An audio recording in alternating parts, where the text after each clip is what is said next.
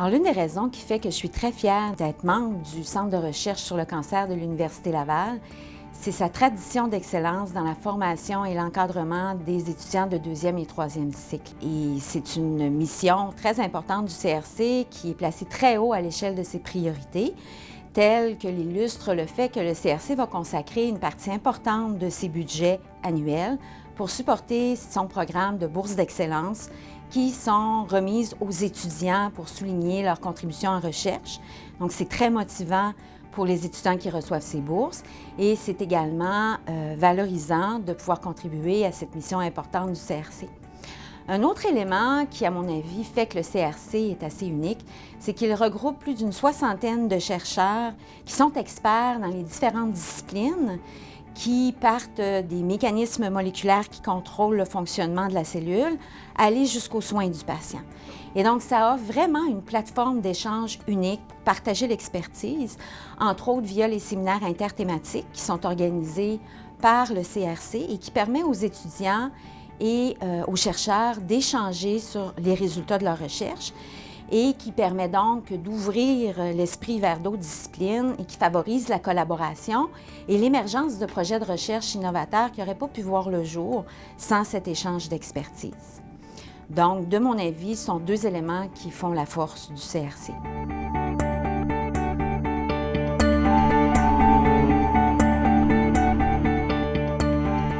Alors, j'ai effectué ma formation doctorale au Centre de recherche sur le cancer de l'Université Laval, ici même, où j'ai étudié les mécanismes de la réponse cellulaire au stress. Par la suite, je suis allée me spécialiser. J'ai réalisé 2 formations postdoctorales, dont l'une en France, où j'ai étudié les mécanismes régulateurs qui contrôlent la division cellulaire. Et ce sont des mécanismes qui sont pertinents, qui sont dérégulés lors de la progression tumorale. Et je suis revenue par la suite au Canada, à l'Université McGill, où j'ai effectué un 2e stage postdoctoral, et cette fois-ci pour étudier les mécanismes régulateurs de la mort cellulaire programmée. C'est également des processus qui fonctionnent anormalement lors de la progression tumorale. Donc, c'est grâce à l'ensemble de cette expertise que j'ai pu par la suite revenir établir mon programme de recherche ici au CRC, que je dirige depuis maintenant bientôt une vingtaine d'années.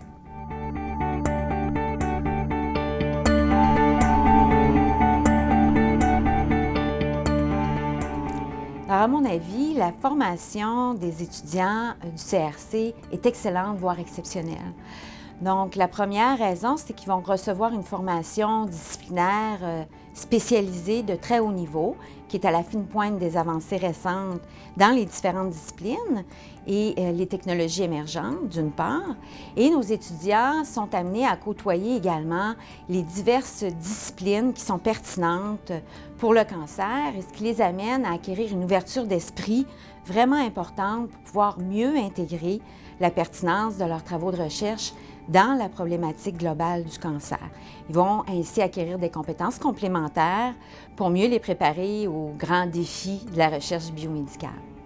Donc, à mon avis, un bon indicateur de la qualité de la formation reçue au CRC, c'est de voir le devenir de nos diplômés. Et dans les dernières années, on s'aperçoit que plusieurs de nos diplômés ont été reçus dans des laboratoires d'envergure internationale pour pouvoir poursuivre leur formation en recherche, d'une part, et certains autres de nos diplômés qui choisissent d'aller sur le marché du travail ont pu décrocher des positions enviables dans différents domaines, notamment dans l'industrie des biotechnologies, dans l'industrie pharmaceutique, mais également dans le domaine de la rédaction et de la communication scientifique.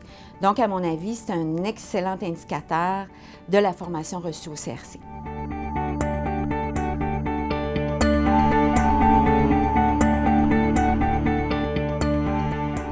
Alors, pour permettre des avancées importantes dans nos projets de recherche, les collaborations jouent un rôle vraiment critique.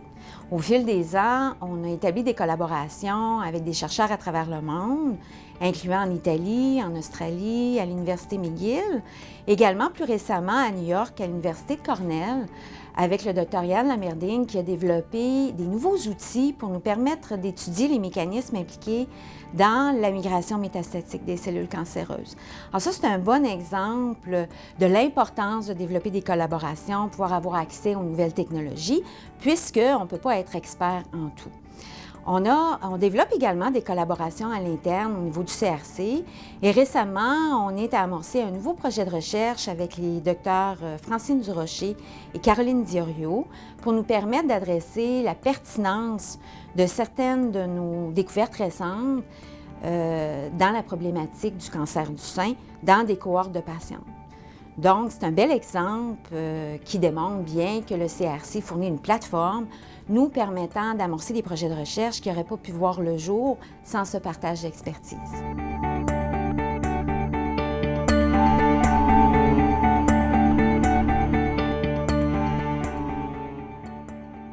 Donc, de mon avis, l'une des retombées les plus directes de la recherche effectuée dans mon laboratoire, qui est de type fondamental, c'est de pouvoir contribuer à la formation de personnel hautement qualifié et la formation de la relève étudiante qui vont pouvoir poursuivre les travaux de recherche par la suite. Donc, de mon avis, ça contribue à créer une ressource vraiment très importante pour le développement d'une société forte et en bonne santé. À plus long terme, on espère que les avancées effectuées dans le laboratoire vont pouvoir fournir une source de connaissances pour supporter le développement de thérapies plus ciblées, de nouveaux traitements moléculaires pour améliorer le traitement contre les cancers humains.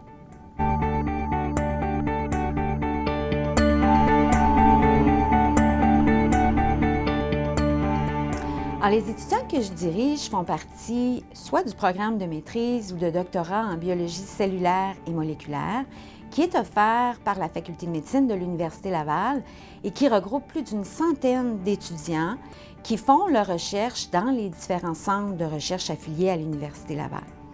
Donc, c'est un programme que je connais très bien pour l'avoir dirigé pendant plus de 5 ans. Et c'est un programme qui offre aux étudiants la formation pratique et théorique, propice à une bonne compréhension des mécanismes de l'organisation structurelle et fonctionnelle de la cellule, mais également des mécanismes qui vont régir son fonctionnement du point de vue moléculaire. Donc, c'est un programme qui est axé sur la recherche biomédicale fondamentale, mais également ouvert sur la recherche translationnelle. Donc, les étudiants qui font partie de ce programme vont se perfectionner dans différentes disciplines, différents secteurs clés du domaine du savoir, qui incluent les mécanismes qui contrôlent l'expression des gènes et la stabilité du génome, la signalisation intracellulaire et la biologie des systèmes, la médecine régénératrice, la biologie développementale.